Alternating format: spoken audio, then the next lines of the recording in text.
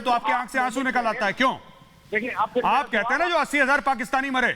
मैं जाता हूं रमनीक मान के पास। रमनीक जी, मेरा रमनीक जी एक मिनट मैं आपके पास बाद में आऊंगा। रमनीक जी एक बात बताइए, ये कह रहे हैं साहब ईमान तकवा जिहाद फी सबीलिल्लाह, जिहाद है वो मोमिन का जेवर है, वो तो लड़ेगा, उसका काम है लड़ना, पर फिर खुद क्यों रोते हैं कि हमारे 80,000 बंदे मार दिए?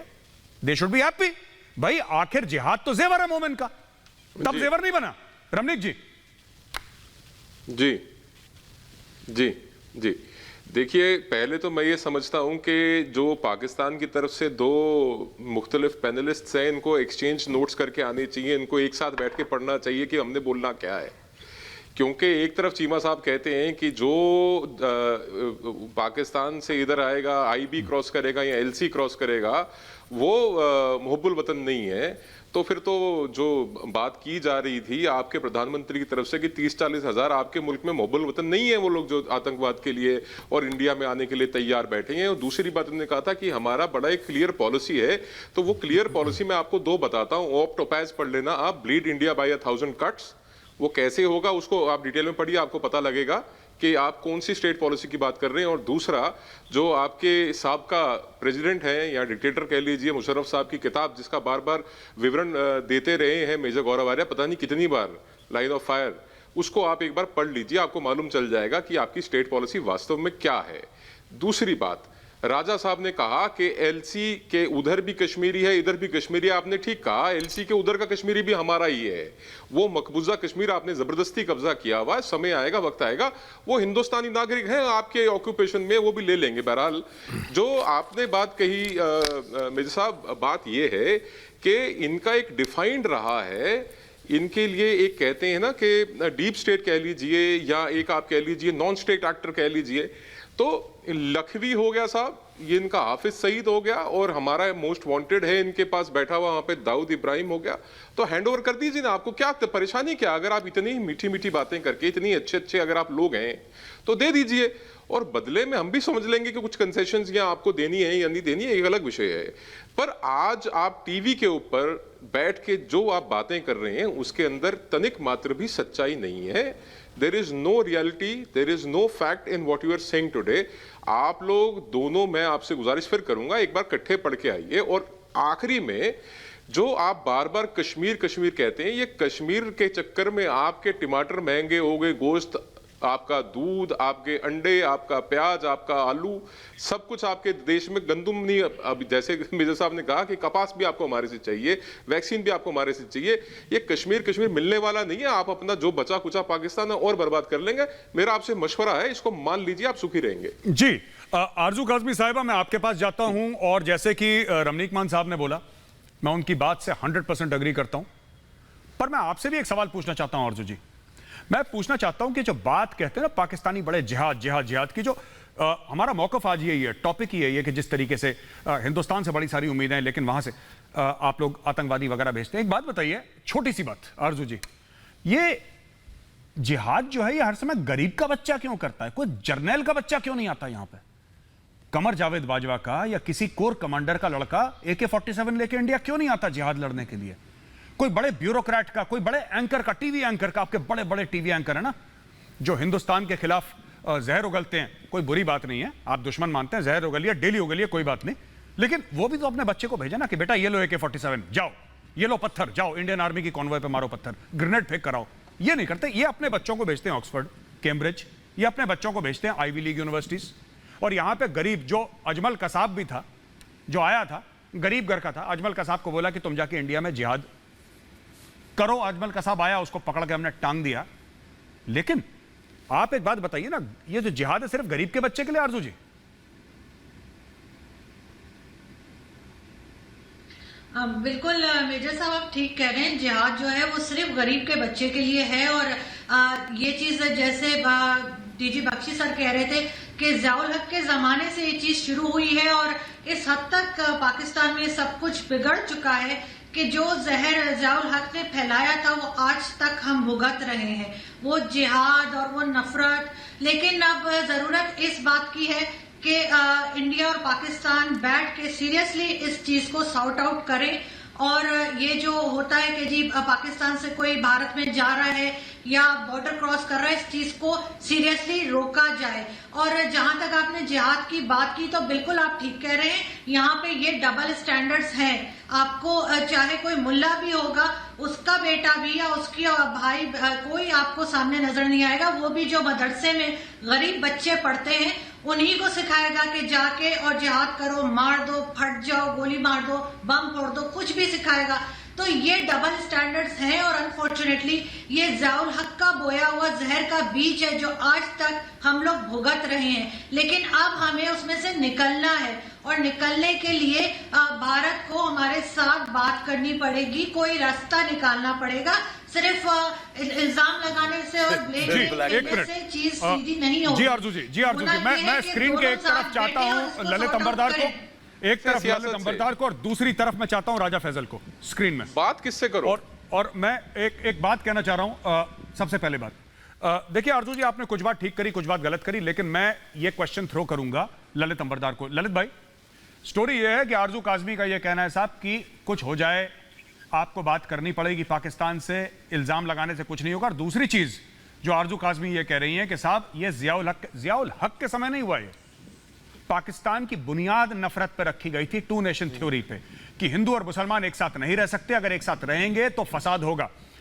जो काम करा ज़ियाउल हक ने, उसने आर्मी और कॉन्स्टिट्यूशन के फ्रेमवर्क में इसको डाल दिया। जहर तो बहुत पहले बो दिया था, जहर बहुत पहले बो दिया था और यह बोला था कि एक साथ नहीं रह सकते, फसाद होगा। पाकिस्तान बना ही टू नेशन थ्योरी के ऊपर है। ललित अंबरदार आप बताइए, ये ज़ियाउल हक के सामने ठीकरा फोड़ना उसके सर पे, वो तो एक अलग चीज है, लेकिन बात तो यही है ना कि आतंकवादी आज तक देखिए ऐसा है पाकिस्तानी। मुझे मेजर सर, मैं आपको एक बताना चाहता हूं कि हम हिंदुस्तानी लोग ना, वी आर इमोशनल फूल्स। 14 अगस्त 1947 को जो मुल्क ग्रेट बिट्रेयल की बुनियाद पे बना, जिसने लाखों करोड़ों ने अपने मादरे वतन, हिंदुस्तानी थे ना सब लोग, 14 अगस्त 1947 को अपने मादरे वतन के साथ गद्दारी की, जिना के टू नेशन थ्योरी के नाम पे, इस्लाम के नाम पे पाकिस्तान बनाया, नफरत के नाम पे पाकिस्तान बना कि हिंदुओं से नफरत है। और ये जो कह रहे हैं कि ये ज़ियाउल हक की देन है, भुट्टो ने बोला था कि हजार साल जंग करेंगे हिंदुस्तान के साथ, 1000 कट मारेंगे हिंदुस्तान के ऊपर और ब्लीड करेंगे हिंदुस्तान को 1000 साल तक। ये है जो democratically elected so called prime minister था जो भुट्टो। और ये दूसरी बात है, उसी जहाद ने उसी भुट्टो को फांसी पर लटका दिया। दूसरी बात हम लोग जो पाकिस्तान के साथ पीस की तरफ जो चेज कर रहे हैं ना, it's like chasing mirage chase कर रहे हैं आपने पाकिस्तान दे दिया इनको, तो क्या हुआ? कश्मीर के ऊपर उन्होंने हमला कर दिया। आप यूनाइटेड नेशन में गए, यूनाइटेड नेशन की करारदाद है कि Pakistan is an occupying force in Jammu Kashmir and Ladakh, तो उनको पहले निकलना चाहिए वहां पे। नहीं माने उनको। आपने 1965 में आपने इतना बड़ा हाजीपीर दर्रा उनको दोस्ती के नाम पे वापस कर दिया। क्या उन्होंने उसको रेसिप्रोकेट किया? नहीं किया। ये आपके 1971 में 1 लाख पाकिस्तानी फौजियों को सरेंडर करवा के उनको खिलाया पिलाया, उनके बच्चों और औरतों को इज्जत के साथ रखा, उनके ऑफिसर्स का पूरा मिलिट्री प्रोटोकॉल फॉलो किया, हमने उनको इज्जत बख्शी। तो क्या मिला हमको? उसके बदले में कश्मीर जहाद आपको मिला। आपने कारगिल के ऊपर जब अटल बिहारी वाजपेयी ने मीनार पाकिस्तान के ऊपर सजदा किया, जमाते इस्लामी ने उनके जाने के बाद उसको धो दिया, दूध के साथ धो दिया, क्योंकि वहां पे हिंदू आया हुआ था। और आपने वहां पे कारगिल किया, पीठ पे बोक दिया छुरा आप लोगों ने, और कारगिल में अपने फौजियों को, राजा फैजल को आपने डिसऑन किया, उनको। राजा फैजल, दूसरी बात, नरेंद्र मोदी ने भी वही इमोशनल बात बिल्कुल आपके साथ बिना ललित भाई आपके यहाँ चले आए, आपने क्या दिया? ललित भाई राजा फैजल दिया। राजा फैजल, याद रखिए, आप जो बार बता रहे हैं राजा फैजल, जवाब दीजिए राजा फैजल। 2019 के बाद कश्मीर का मसला हिंदुस्तान की राजा फैजल, हिंदुस्तान की तरफ से कश्मीर के बारे में आज के बाद कोई बात नहीं होगी, क्योंकि 130 करोड़ हिंदुस्तानी कश्मीर को हिंदुस्तान का नहीं, ये कारगिल में पाकिस्तानी फौज आई थी, डिस्टॉर्टेड है। तो तब पाकिस्तान, एक मिनट ललित भाई, एक मिनट ललित भाई प्लीज, एक सेकंड सर, एक मिनट ललित भाई, आई रिक्वेस्ट यू ललित भाई प्लीज, मैं आपसे गुजारिश कर रहा हूं, एक बात बताइए राजा फैसल साहब, जाएगा आपका पाकिस्तान टू नेशन थ्योरी के ऊपर बना था, डिस्टॉर्टेड फैक्ट है। बल्तिस्तान के लोग आपसे दुखी हैं, डेथ बाय 1000 कट्स, ये डिस्टॉर्टेड फैक्ट है। नहीं है, लेकिन इनका ये फैक्ट कि इसकी बुनियाद पाकिस्तान ने शायद रखी थी, मैं इससे डिसएग्री करता हूं, और शायद ये पिछली सदी में इसकी बुनियाद रखी गई, मैं इससे भी डिसएग्री करता हूं। ये तो उस वक्त ही टू नेशंस तो बसना शुरू होगी जब 712 में पहला। देखिए राजा फैसल साहब, ये let us not get into a history lesson, ये इतिहास का पाठ मत पढ़ाइए।